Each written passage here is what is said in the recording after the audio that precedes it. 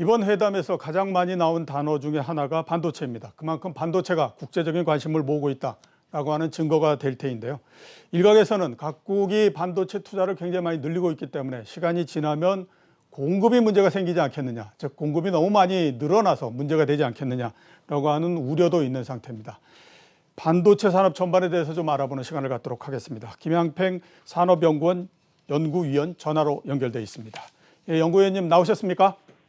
네, 안녕하세요. 예, 안녕하십니까. 자, 그 정상회담이 있었는데요.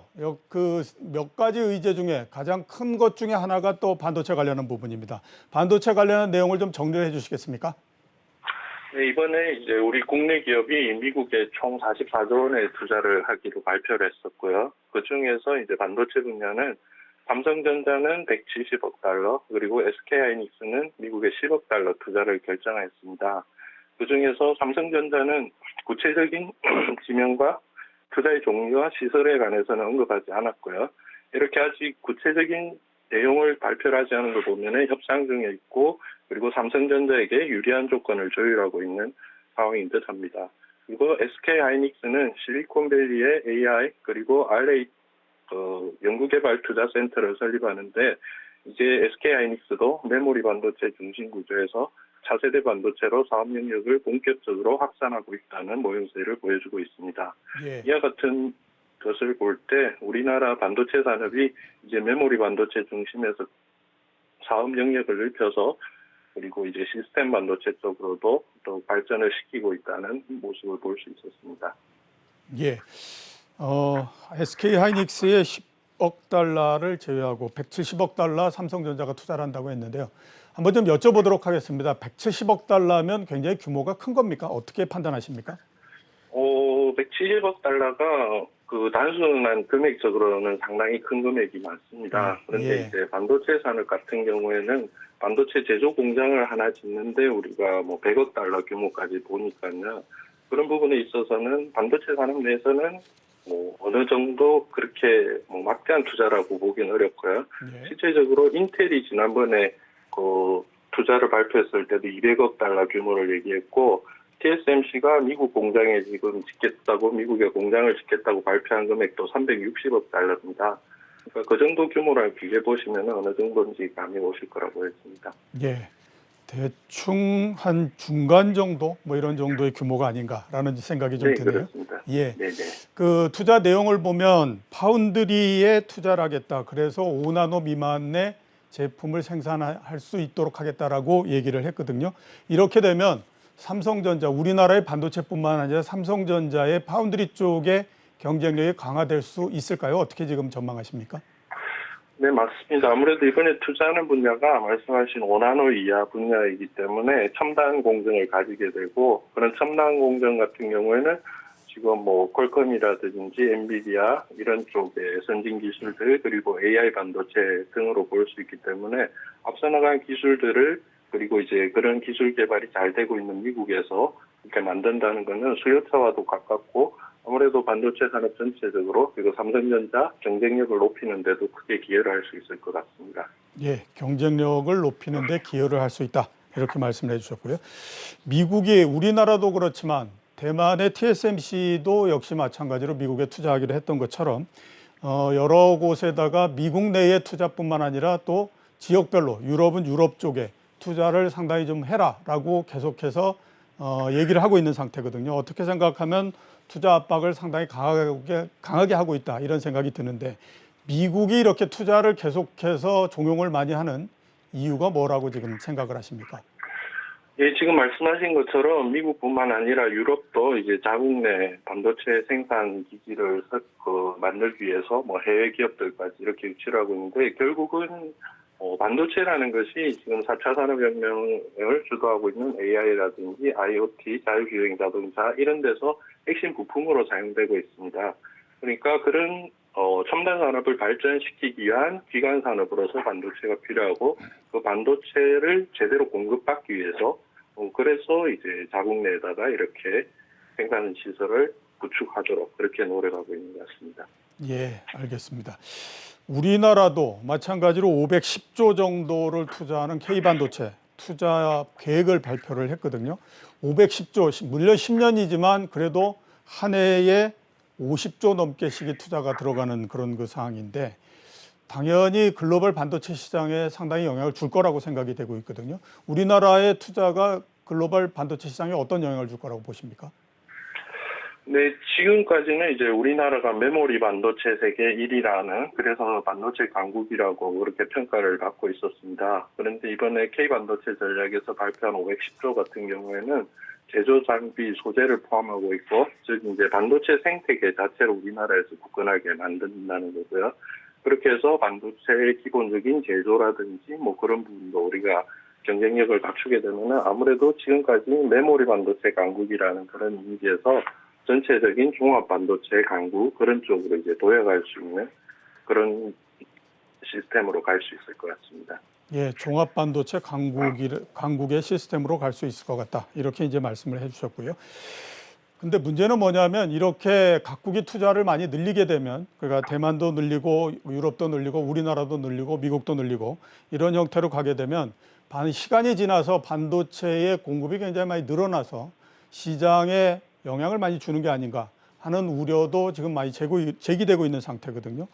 공급에는 문제가 없을 걸로 보십니까? 특히 공급 초과에 대해서는? 예, 지금 이제 계획한 대로 그렇게 투자가 다 잘 진행이 돼서 공장들이 만들어지고 반도체를 그만큼 많이 만들어내게 된다면 당연히 이제 공급 과잉이라는 그런 현상을 우려할 수 있습니다. 하지만 지금 각국 정책이라든지 투자 방향을 보면 지금까지 말씀드린 것처럼 아무래도 파운드리 쪽에 집중하고 있고요. 그랬을 때 반도체 산업 전체를 보면은 파운드리라는 업체 자체는 팹리스에서 발주를 하지 않으면 생산을 하지 않는 또 그런 시스템으로 구조로 이루어져 있습니다. 따라서 주문이 없으면은 오히려 그 파운드리 공장에서는 생산을 못하는 게 되죠.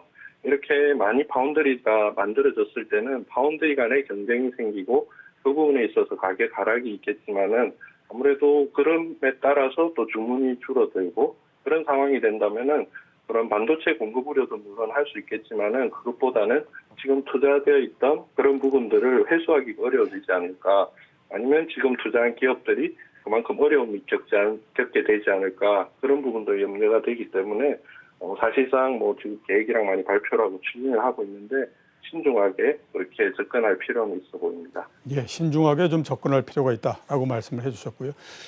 미국이 이렇게 여러 나라들에다가 그 반도체 생산을 좀 늘리라라고 이렇게 얘기하는 것 이유 중에 또 하나를 보면 반중국 반도체 블록을 만드는 게 아니냐라고 하는 그 생각도 상당히 있거든요.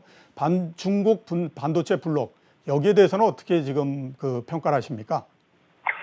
예, 지금 반도체라는 게 우리가 뭐 일상에서 많이 사용을 하고 있고, 그런데 그 반도체를 만드는 원천 기술 자체가 사실은 미국에 많이 집중이 되어 있습니다. 예. 그 상황에서 미국이 반중국 블록을 만들었을 경우에는 결국 중국은 이렇게 자립화를 해 나갈 수밖에 없는데, 예. 그전에 2015년도까지는 그 중국이 자립화를 위해서 그 선진 기술 습득을 위해서 글로벌 기업들을 M&A 하려고 많이 시도를 했었고요. 예. 그러는 상황에서 미국은 이제 전적으로 그걸 저지를 하고 대규모 M&A들이 대부분 실패를 했습니다. 그래서 지금같이 미국이 이제 뭐 기술 동맹이라고 저희 표현을 하는데 그걸 강화를 하고 반중국 블록이 좀 더 굳건하게 만들어진다면은 결국 중국은 스스로 반도체를 만들기 위해서 어떤 방법을 다 써야 되는데 조금 전에 말씀드린 것처럼 이제 M&A가 어려워졌으면은 예. 결국 반도체를 만들 수 있는 기술자, 그러니까 지금 현재 뭐 우리나라는 당장 삼성전자나 SK하이닉스가 있을 것이고 대만의 TSMC나 이런 기업들로부터 기술자들을 빼나가기 위해서 많이 노력을 할 거고요. 그리고 또 하나는 미국에서 수학하고 있는 뭐 중국인이라든지 아니면 다른 학교인들 그런 인재들을 다시 중국으로 불러놓으려고 많이 노력을 할 것입니다. 물론 이제 국내에서도 그 반도체 기술자를 양성을 하려고 할 것이고요.